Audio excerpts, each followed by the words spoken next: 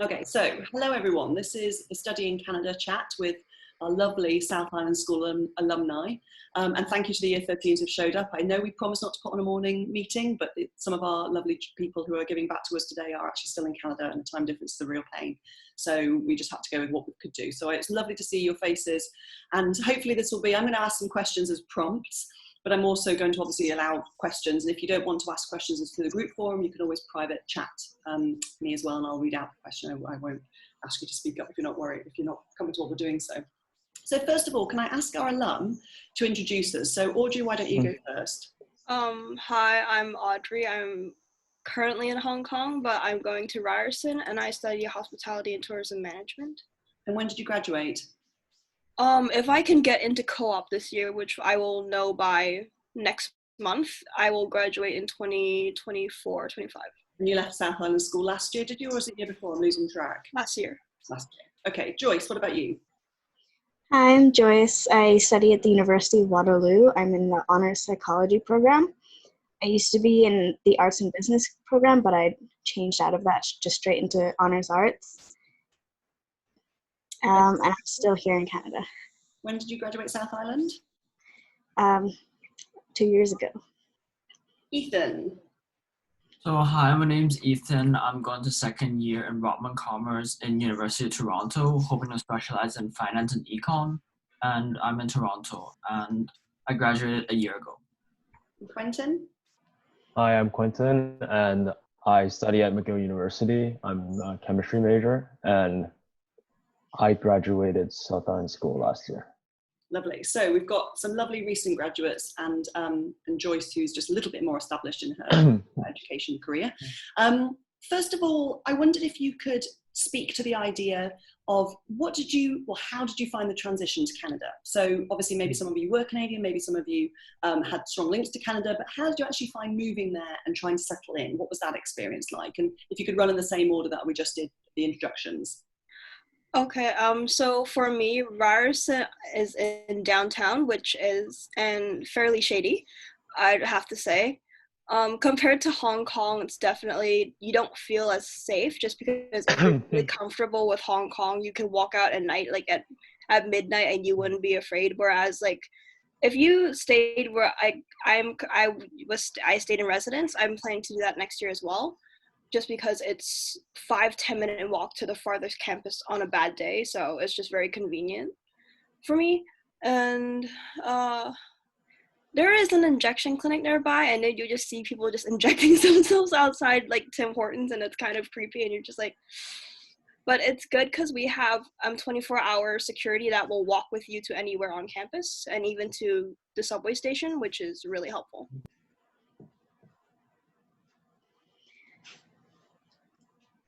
For me, transitioning here, it was a bit weird because like all of my other friends, they all kind of went to universities that many other SIS students were going to. So they all kind of went with their own friend groups and they knew everyone. Whereas I came here alone pretty much. But I never felt unwelcomed, and orientation is like a really good way for you to make friends, which is like the first thing you do when you get to university. Especially if you do go into university residences and like stay at a dorm and stuff, you'll have meetings with people that stay in the same dorm, and like you can make friends there, maybe with your roommates. I didn't bond so well with my roommates. They were very quiet, but that's okay because I met other people on my floor as well. And the university put on a lot of events, and they send a lot of emails, and they put up a lot of notices to get you involved with the university and get involved with other students. There's also like an international student club here, so they're very welcoming and making sure that your transition goes as smoothly as possible. Well, for me, it was kind of a rough start because, first of all, I missed the deadline for my residence. So in mid-August, I was frantically trying to find a residence place near University of Toronto downtown. And at the end, gladly, I was able to do that. Other than that, I would say Toronto is a relatively safer place. It's just Ryerson side is a bit more sketchy. Yeah, like St. George is fine. Yeah, that side's more sketchy, but like transitioning into Canada is pretty nice for me because I like the weather. Like I much prefer like snowing in May more than 30 degrees in Hong Kong right now. So that's something that I like. Yeah, as for me, the transition was it was fairly smooth, but like one thing that's different for me compared to our other alum here is that McGill is in Montreal, like Quebec. So while most people in Montreal do speak English, a lot of it's still in like French, and that could take some getting used to. And I've yet to like pick up some French. Thank you for that. So I guess I'm interested in this whole idea of kind of what the students can do now, because we have just got year 13s in the room, I think. What students can do now to get ready for that transition. So what is just come across is that possibly the environment your university in might have slightly more safety concerns than you're used to in Hong Kong, which I think is definitely anyone transitioning out of Hong Kong has to be aware of that. I have definitely lost my street smart since I left the UK. So whilst that sounds a little bit scary when the way Audrey described it, I was there when I visited Rise. No, it was a bit scary for me. Yeah, I'm sure it was. But the things you can do, aren't they? The things that you can use is the campus safety and security options. They will give you briefings about this, and they will have things in place to help you with that. And then the whole idea of doing things like making sure you meet deadlines. I mean, obviously that must have been really terrifying, not having somewhere to live and having to scratch around trying to find that. So getting that all sorted, sounds like it makes obvious sense, but making sure you do look at your emails regularly to don't miss anything. And this idea of making friends, like I love the fact that Joyce was saying that she didn't necessarily immediately bond with her people in her rooms, but it was okay. You know, she still managed to make friends through other things, and orientation can be really helpful. And once again, the university is going to help you with settling all this in. So I wondered if all of you could give us what the best and the worst thing is about your current experience at university. The best experience, I'm not sure if it's just hospitality in general, just because I'm not too as aware of the other faculties as I am of my own faculty. For hospitality, people are very nice. Everyone's very welcoming. They all understand. It's like, oh, transition into like university. Oh, it's a very different experience. Some people come from different backgrounds, and it's a lot of getting used to. So you need to be very open-minded, just because of somehow some people do things differently, and you're like, but it's kind of a bit of a learning curve, but you get used to it. There's also a lot of networking events, so you have to learn to speak comfortably with complete strangers from anywhere, which is also a bit of getting used to, because some people might not immediately get what you're trying to say or immediately understand how you do things and vice versa. For me, the best thing, I don't really know because there's a lot of great things about my university. I really, really enjoy the courses that I'm taking, especially like all the psychology ones that I'm taking. Even though some of them are trickier than others, it's just really great to like sit in class and like listen to things that I'm pretty passionate about. But also just how nice and sociable the people are here. Like, even if you're like really shy and stuff, like people will come up and say hi to you. So even if you are shy, like I'm shy and I struggle with social anxiety, people are really out there to help you, and like they'll come up and talk to you and make friends and so on. And that's like really great about the community here. Also, if you do think about coming to Waterloo, even in Toronto as well, there are a lot of Asian kids, so you won't feel like left out or kind of uncomfortable with the environment, because Hong Kong is so international and it's very similar here. The worst thing, I guess, would be the fact that as an international student, the tuition fees are really high, and they do sometimes get pushed up, especially with Ontario lowering the fees for domestic students. And they really heavily rely on international students to pay for the rest of basically that and filling up. So the international student fees have been increasing like year to year, and it's quite tough. Okay, for me, honestly, I think the best thing being in downtown is just all the opportunities, especially as a business student. I think being in downtown, you can just have like all like the big four companies around you. Like no matter you want to go into finance, accounting, management. You have lots of networking events, and on campus, there's honestly a lot of recruitment. Other than that, I would say there's a lot of clubs and societies for you to get involved and just like try out different things. And I guess the less like the worst side of it is that there's a lot of pressure, honestly. Especially in my business school, everyone's really competitive, and it depends on how you handle pressure. I mean, some just kind of ignore the pressure and just completely don't care about societies and just want to focus on GPA. I mean, it's kind of their choice. And then there are some that actually try out different societies and continue to compete. And that's something that I've gone through this year a lot. Yeah, as for me, the best things I would say, like Audrey said before, people are generally very friendly and welcoming. So I don't think there would be much trouble in making new friends. And also for me, it was, it's very academically engaging and challenging, and I really like that. But I would say the things I like the least would be like kind of the other side of the coin is that you have to be independent and really take the initiative to do things, because I guess that goes for all universities, but nobody's there to like hold your hand around.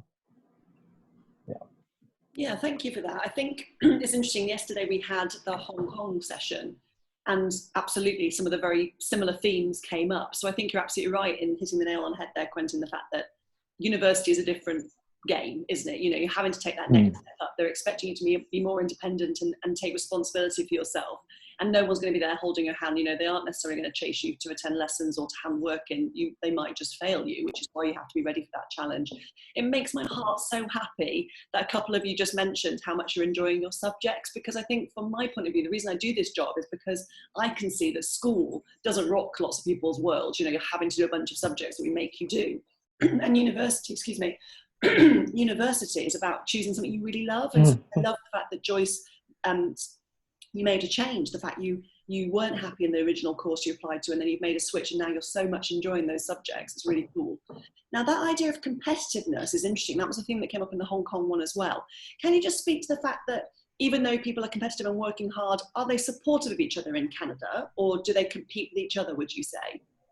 For my faculty, I'm not sure how different it is from other faculties. I've heard my faculty is particularly more cutthroat than others, just because we have a lot of very prestigious networking events with Four Seasons and Marriott and stuff like that, and we need to be very on top of the industry news.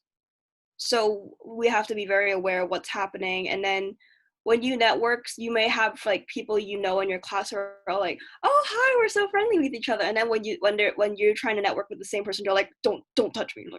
Like they're very on it, which I admire in a sense that, like, you know, you're trying to get your opportunities, right? You're trying to make good connections. So when you apply for jobs, or you need a reference, or you're trying to find a mentor, you can like ring them up on LinkedIn and just like, hi, I'd like to ask you some questions.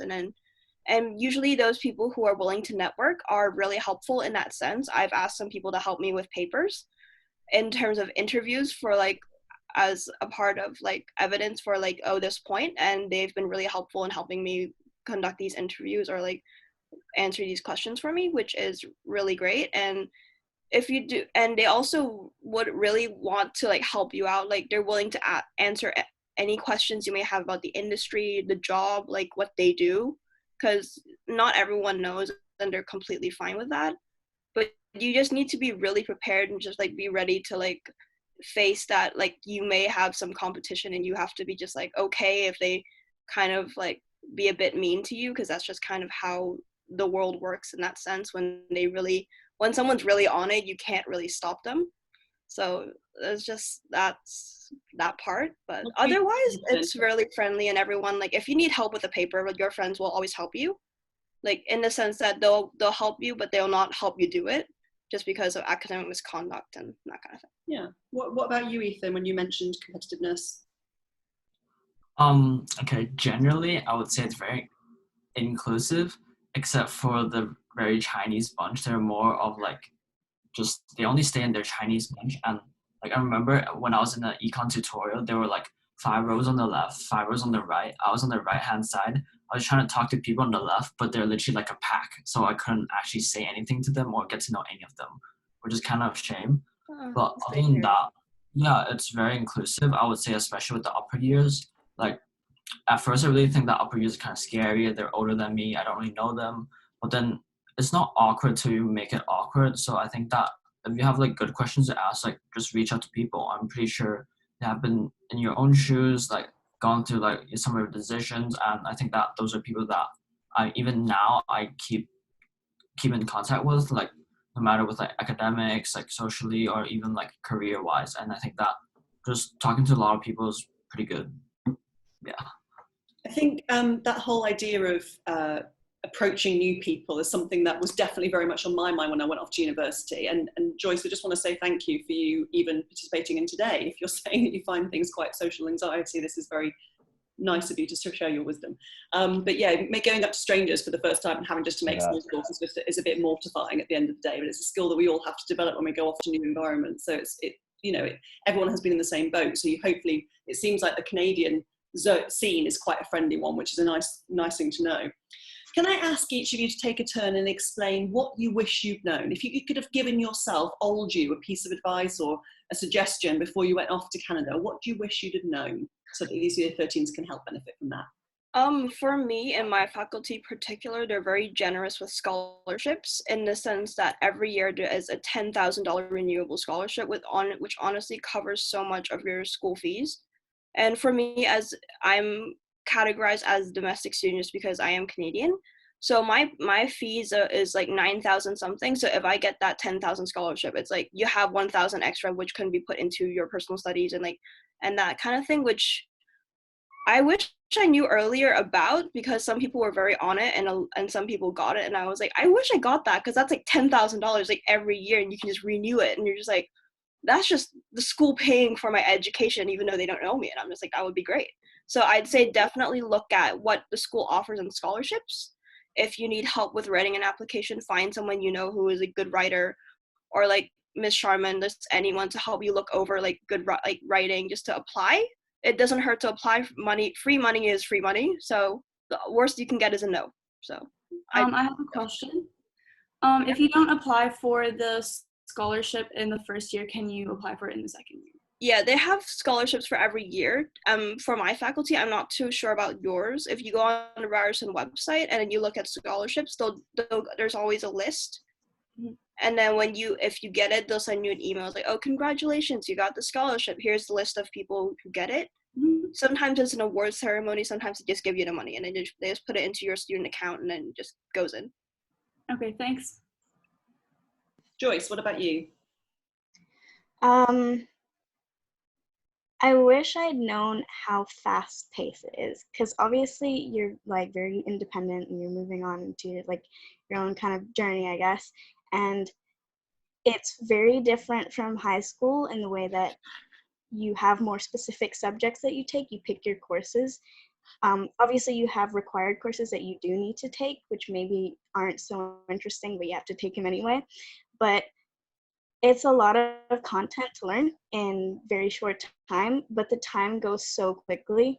And so I wish I had been more organized, I guess, prepared in my first year. Like, I knew it was going to be hard and tough and so on, but you kind of try and have fun a bit in your first year.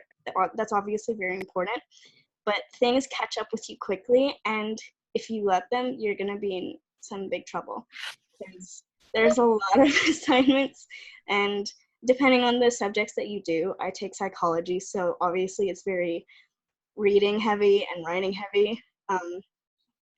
But yeah, a lot of people that I've talked to in the university, upper years, people in my years and so on, they also say the same thing, that they had wished they knew how fast-paced it would be, because when you let it catch up to you, it can be really hard to pull yourself back up. I guess for me, it's more about I cared too much how I was perceived in high school, like what I did, and that kind of stopped me from doing a lot of things. So I remember back in SIS, I wanted to put something on my CV, so I just went for literally the lowest role in house, so like night fest rep. I knew that I was gonna get it. My house captain was like, "Are you sure that's your only choice?" And I was like, "Yes," which is something that I really regret now, because I feel that a lot of times you're just kind of scared about how like you're not good enough, that sort of thing, and that kind of prevented me to do a lot of things. And that's why in uni now I have like a lot of opportunity to just throw myself out there and try it out. Like, what's the worst that could come out? Like, I would say that there's no experience that would be a bad experience. Like, no matter it's like a bad interview, you learn something out of it. Going into an event, being awkward, maybe you know how to like network with people. And then for me, unexpectedly, I decided to go to a case competition team event. It was like a training session. And I remember there were only 3 first years there. It was kind of awkward at first, but then I was really glad I was able to know one of the other first year. And surprisingly, I was able to get to know her better. And now she's my boss for my consulting association role, which you never know how it will work out. And for me, I think I wish I would have known how like my social life would have changed, I guess, because in university, I guess everyone's schedules are completely different, and making friends is one thing, but it can be more difficult to keep them, because unlike in high school, you're not like forced to be together. So you really have to make time to, I guess, nurture the relationships you have. Yeah, thank you guys. You've been so honest about that. I think for me, that's one of the things about the jump from high school to university again, is that putting yourself in new situations and allowing yourself to be vulnerable and recognize, as Ethan rightly said, that actually the worst that can happen is you're a bit embarrassed, and that's not the end of the world, really. New experiences come with an element of awkwardness, but that's where the real learning and the cool stuff happens, I guess. Can I ask, for anybody who wants to speak to this, what was the jump like from IB, the studies, IB to a degree? Were you surprised at how hard it was, easy? What did you find? For me, I was genuinely interested in just hospitality in general. So the jump was a lot easier for me in university than it was for me in IB, just because I didn't have too much interest in any of the subjects that I took. So when I got to hospitality, you learned about service and then like how to treat people right, and then like emotional labor, and like how to deal with different situations, and then like ethical matters in terms of hospitality, and like, oh, is it ethical to do this because you're breaking the rules, but you're also doing the right thing in terms of that's your friend and you need to do this for your friends, like, which really makes you think about like how hard like the jobs that you think are very easy are. And like, for example, housekeeping, you have to clean there's like 200 rooms, you have to clean a room within 17 minutes and look like you've took 1 hour on it, so which is insane, I have to say. And then which I found the curve a lot easier here now, just because it's more of how I like to do things, it's more of my style in terms of hospitality. But I can't speak for anyone else, because some people really struggled with hospitality and they're saying that, oh, actually I want to switch to business management or something. So yeah. For me, it's both easier and harder in different ways. It's easier because you do get to choose your own courses, and like Audrey said, like you get to do things you're really interested in and focus on that. But it's harder because you're learning more content in shorter time. Granted, you're doing less subjects, I guess in my case. I don't know if it's like in everyone else's case, because in IB you take 6 to 8 subjects, right? But at university, you can take from 3 to 5 courses, 6 maximum, I think, at my university at least. And so you might be learning like a year's content in 4 months, basically. But during your first year, I guess that's pretty okay.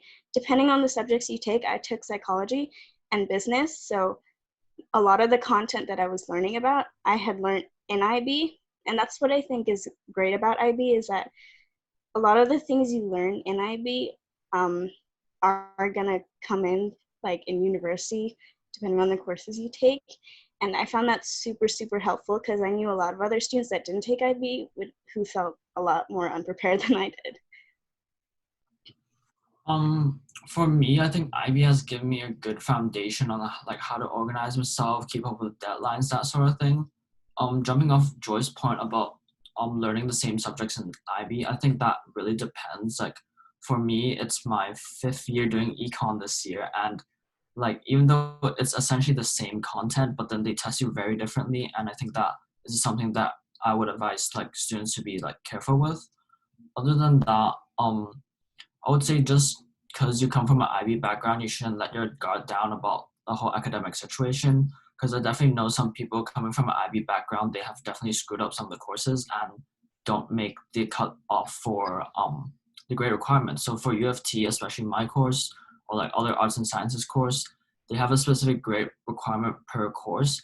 And if you don't make it, you just don't get into your program. And like you just have to get on top of that and make sure you do it. And yeah. I think IB workload-wise does prepare you very well for university. And like Joyce said, there are a lot of things where you learn IB that can be transferable, or at least maybe you don't have a deep understanding of it, but you've seen it before, and it's easy.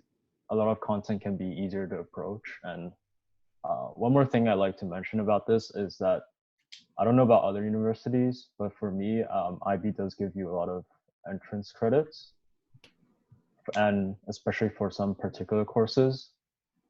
So that's worth looking at. And like on the university, like the university you're interested in, usually the website has like a page showing you which credits get transferred. Yeah, don't forget to make that IB work for you. You've done so much work towards it. Now let's make it count. So I just want to ask one more question, and then we'll open it up to questions from the students. How has the current situation been? Because there's a potential possibility that some of these students will end up doing online learning for their start of their course. And I don't know if that will actually be the case, but I want to prepare them in case that is the case. So how has online learning worked in your environment? For me, it just worked kind of like a regular class. Depends on which classes, because some classes were very independent learning. For example, for me, accounting was basically you do all the reading yourself, and then the teacher will come in 1 hour, and then you will just go through everything briefly, and then you just make notes on anything you missed out, and that's kind of it. And then you just go head on into the exam. So that in terms of that, it's not much different. Whereas in classes that are very engaging, teachers try to engage, but then again, there are some disruptions from Wi-Fi or just from people who are just not bothered anymore, just people who like to make noise and then like disrupt the class for whatever reason. And that kind of does not help with learning, because some people are actually trying to learn, and there are people who are just like don't really care anymore, which is a bit of a toughie. But usually if you email teachers saying, I just don't understand this part, would you mind explaining it to me? They're more than happy to meet you in their office or like through email or through a phone call, and then they'll try and get through the content with you just to make sure you understand the content for the exam. For me, I took a couple online classes before this even started. I took a math course online, and I took a sociology course online. The math course online for me made it a lot easier.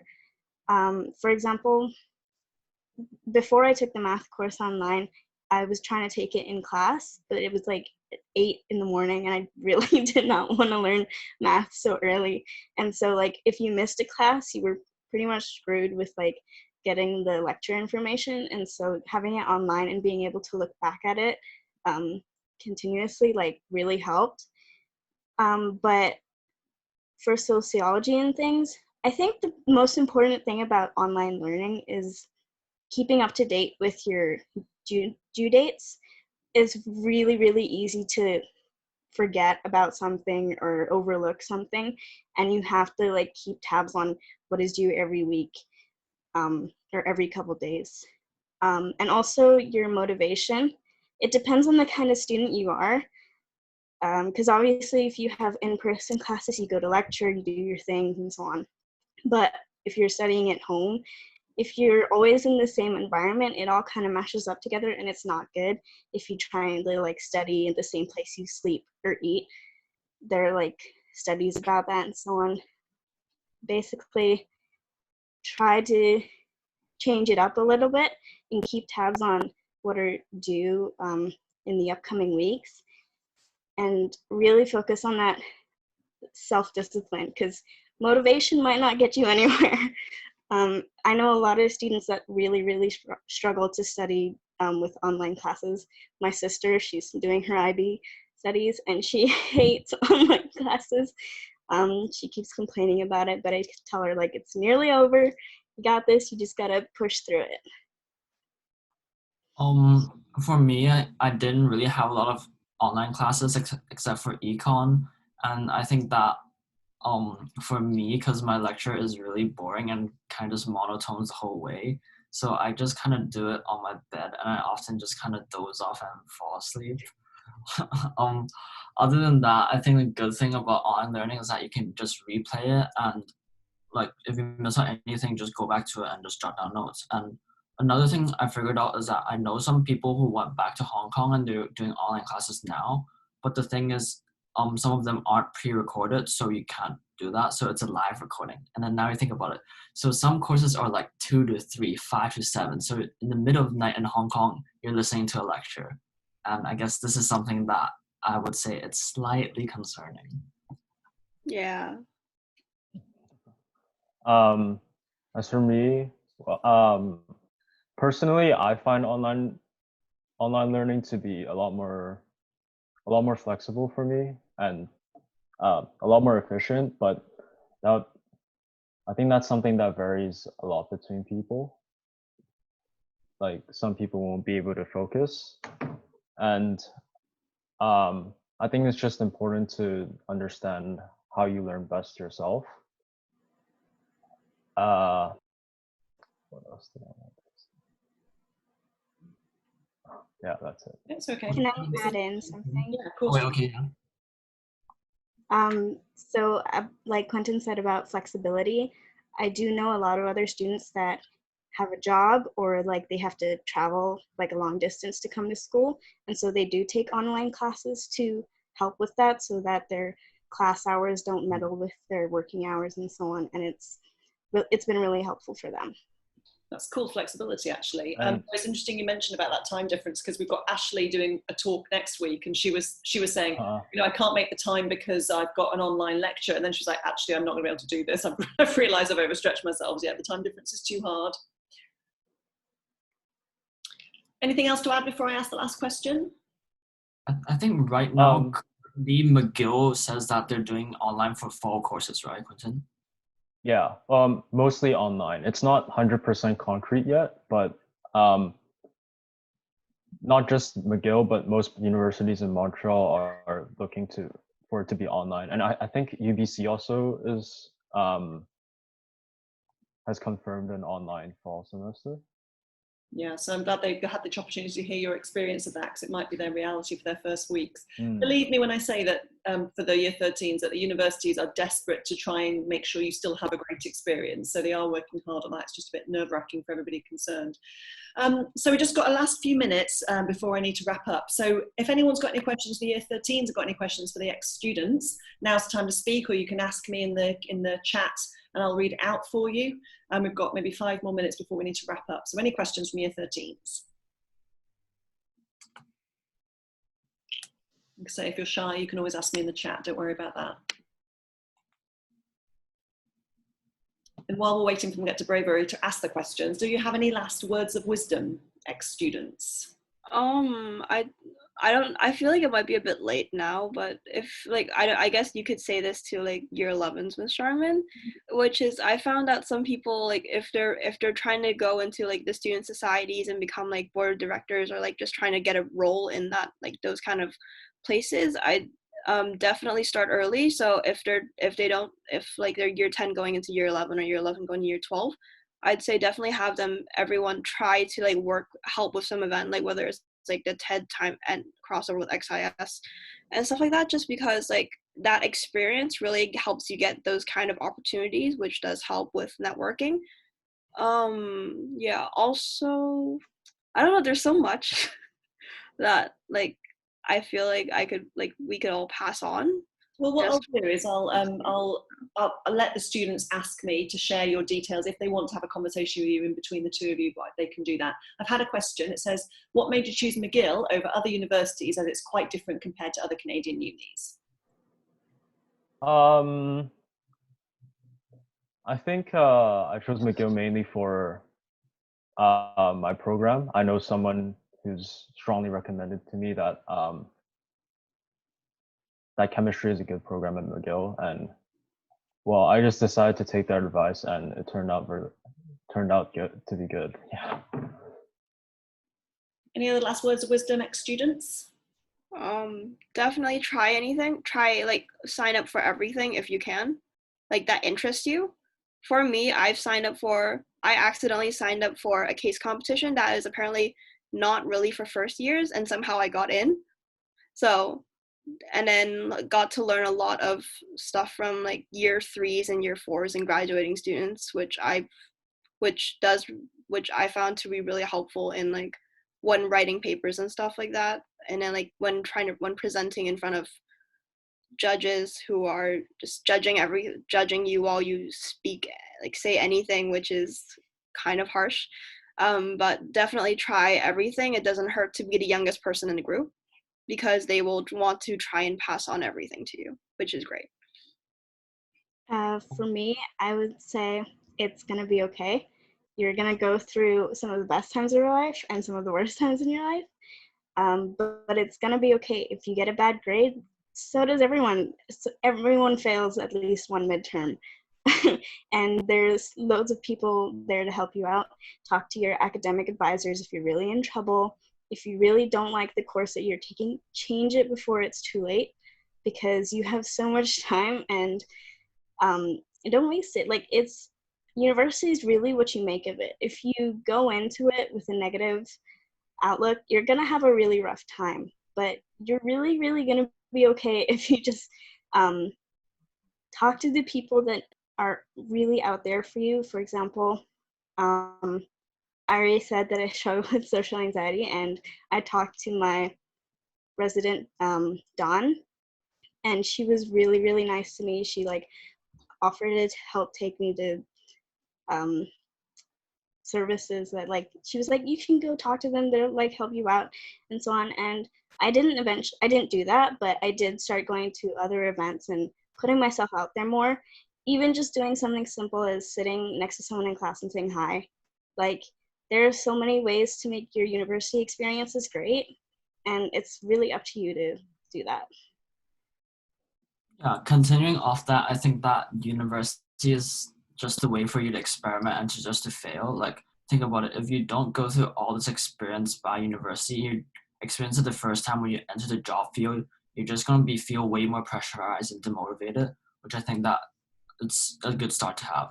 And then in terms of like starting early, I mean, if you're at year 13 right now, then obviously you already have gone through everything. But honestly, networking is never too late. Like, for me, like coming to U of T, like networking was literally my first time, and I just learned along the way, and that kind of worked out. And another very important thing I want to stress is that in terms of job search, please look at what companies you're actually going into, because I almost got scammed twice. So one is a big marketing firm called Vector Marketing, and they sell knives. And literally, whenever you hear the word multi-level marketing, network marketing, stay away from that. I would strongly not recommend you to go into that. If you want to know more about my story, I can gladly tell you in person about it. And other than that, yeah, I guess just see how university is, right? Like, even though you might go through like a lot of ups and downs, I think at the end it's gonna be fine. And obviously, it's just important to enjoy yourself and savor the new experiences. And going into university is kind of a fresh start. So if there's anything you want to change about yourself, or you want to try, now is like the best time. I just think Well, I'm feeling a bit emotional. I'm just so proud of you guys. I think you're just amazing. Obviously, I work with all of you, and I knew you in school, and you were always fabulous humans. But it sounds like you've thrown yourself into university life with exactly the right attitude, and so I couldn't tell you how proud I am. It's just amazing. We're going to wrap up before I start to cry, because that would be embarrassing. Thank you so much for participating. The Year 13s who got up early, even though they didn't have to, and for the lovely ex-South Island School students who came back to deliver their words of wisdom. I am sure that the Year 13s would want to thank you for giving them your pearls of wisdom, but also I will, if anybody of the Year 13s would like to be put in touch, introduced to any of the people who spoke today, then just let me know. I'm sure you'd be happy to answer questions via email as well. I hate the idea that some of you got taken advantage of by dodgy companies. That makes me very uncomfortable, but I've learnt those today as well. And I'm going to use the phrase, Audrey, thank you, for emotional labour. I like that phrase. I'll be using that in the future. But yeah, anyway, you are all a hospitality excuse for everything. Like when you're having a bad day, you just have to smile through it, because like people, at the end of the day, people don't care. Well, like I say, I'm going to be implementing that in my daily life. So it's my emotional labour. Okay, right, I'm going to go. You all, the Year 13s, have a great day. The ex-students, have a great evening and day if you're in Hong Kong. And let me know if any of Year 13s have questions I can follow up on. Thanks very much, everybody. You can go off the screen now. Bye. Bye. Thank you so much. Bye. Let's just see. I just want to say, right, thanks so much, Ethan and Audrey, you're legends. Have a great day. If you need me next week, I'm probably free next week as well. I don't have much going on right now. Going speaking at the moment, okay. Yep.